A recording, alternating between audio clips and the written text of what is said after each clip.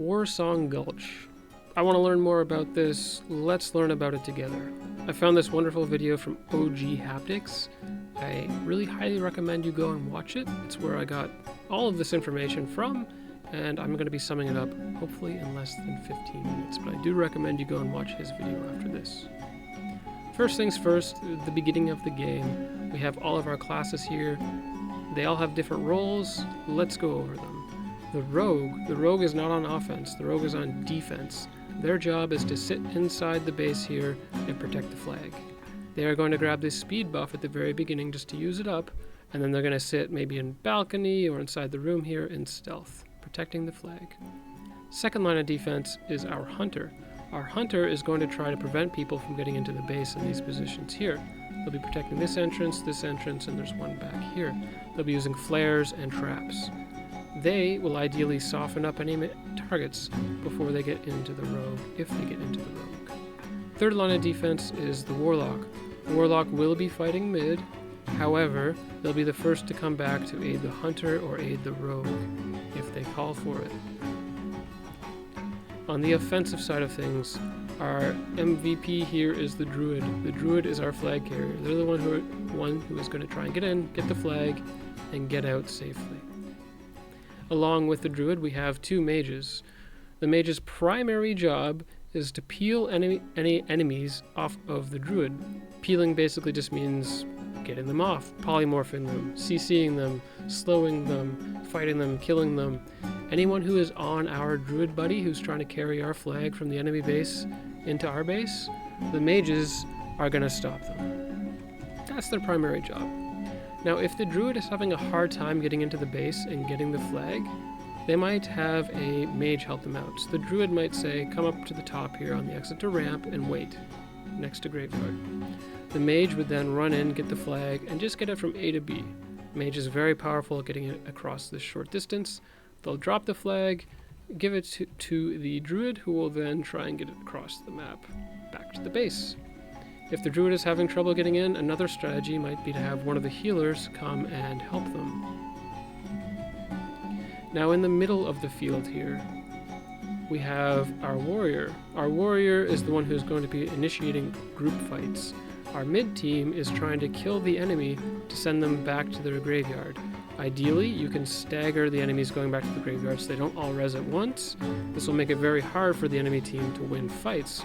When you're missing one or two people, that can make all the difference in a team fight. And that's what the job is here for the people in the mid. Now, the game will change depending on the scenario. Say your druid does get the flag and brings it out across, and your mid team is still there, and your defensive team is still there, then you're pretty much good. Just bring it back to the base, take it, you're good to go.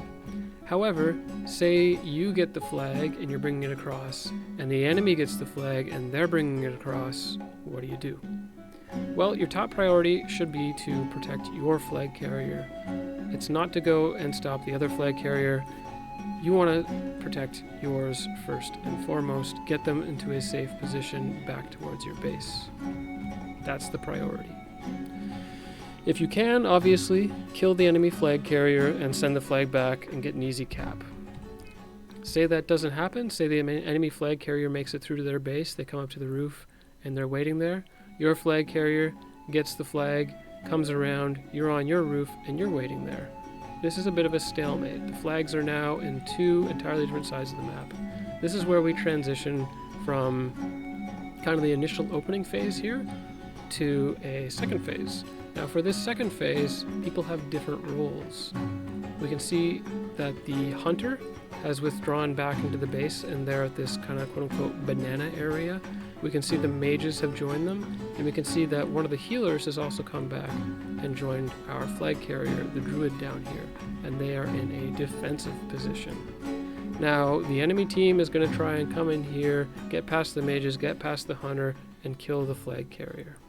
The enemy team is also going to have their rogue come across and try and help with this. Their rogue is going to try and assassinate our flag carrier. They're going to try and CC the healer. The rogue might also be laying in wait somewhere around here.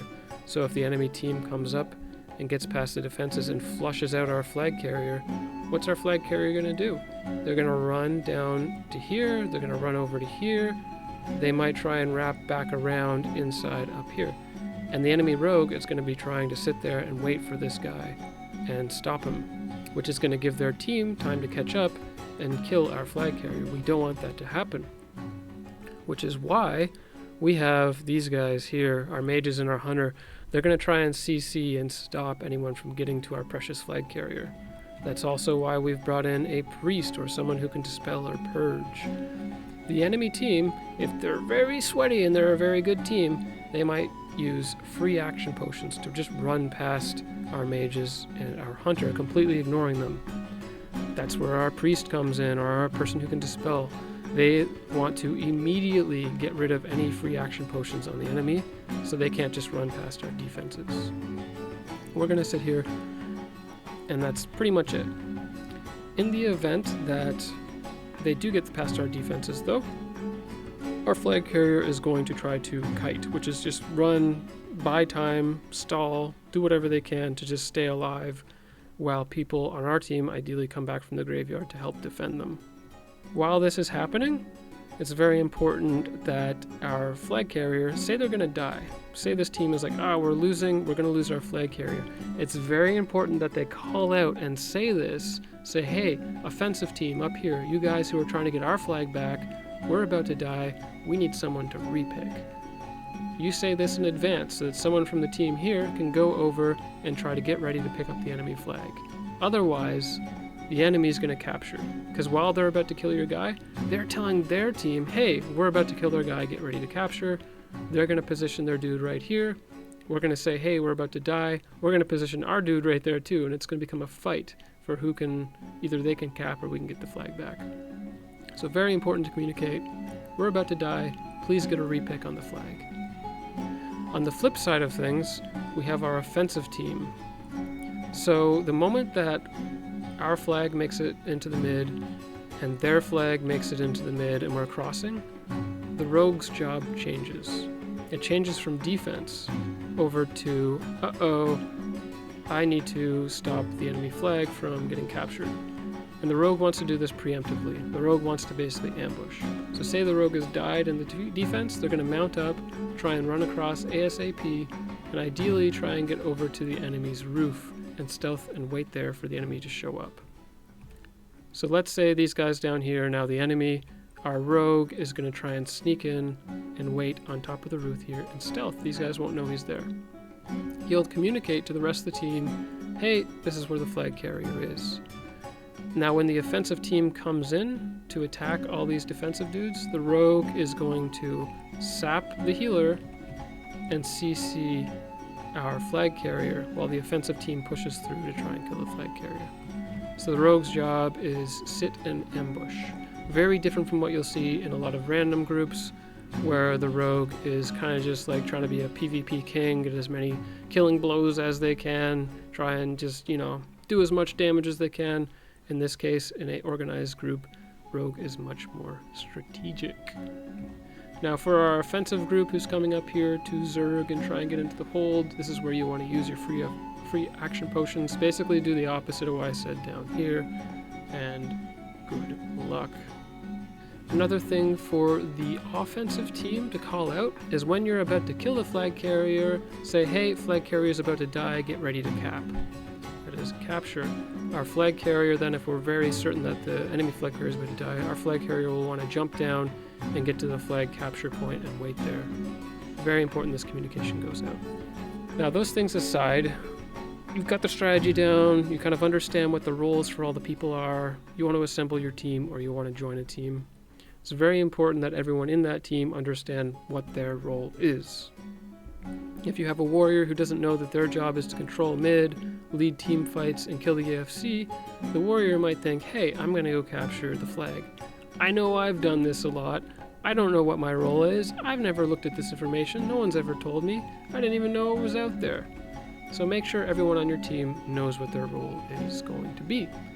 If they don't, they'll be going and doing the wrong thing, and this whole thing is going to fall apart. You'll have people fighting over who's capping, who's defending, etc. There's also a lot of very good terminology to cover, and it's important that everyone in the game understand the same terminology. graveyard, leaf, zerker, tunnel, ramp, banana, fence, mid, east, west, etc. There's going to be other things like peel. Does someone know what peel means? Does someone know FC or EFC, flag carrier or enemy flag carrier, GY for graveyard? Make sure everyone understands the terminology in addition to what their roles are. This is going to be very important for having a good group. There's other terminology here, such as the roof, balcony, flag room, connector, or lobby. I would probably go with lobby most of the time. And banana, which is this way up to the roof. There are a few other more kind of advanced things that our friend OG Haptics covers in his video. A big part of that is communication. You'll have two different teams communicating two entirely different conversations to one another. It's very important that you remain cool, calm, and collected, that you not get upset, you not try to yell over top of one another. That's a good way to lose the game. It's also very important that with so many different players, that you understand people's voices. So if someone says, hey, I'm about to die, and you hear that it's your flag carrier, that's kind of important. You don't need to ask, oh, are you the flag carrier or the druid? Who is that? So if you spent time in voice calls before with all these people, you understand their voices, that's going to be very, very good for you. One other thing that I think would be very nice to know ahead of time and to share with people is exploits and jumps and how to get into the bases. There's a few different ways. There's a jump up here where you can get into the graveyard. There's a jump over here where you can get into the horde graveyard. You can get through the fence and the alliance depending on what your race is. You can jump around and get on top of the horde tunnel. Knowing all these things in advance and making sure your party members do, having them go and look up a video on it, I think could help you out. And one thing that wasn't covered in the video but was in one of the top comments was people handling death and respawning. I don't really have a lot of information on this, but it kind of makes sense that if people just die and they trickle in one at a time, that's not a good strategy. What you probably want to do is when people die, you're probably losing the mid or you're probably losing your offensive team, so you want to come back, have them on defense.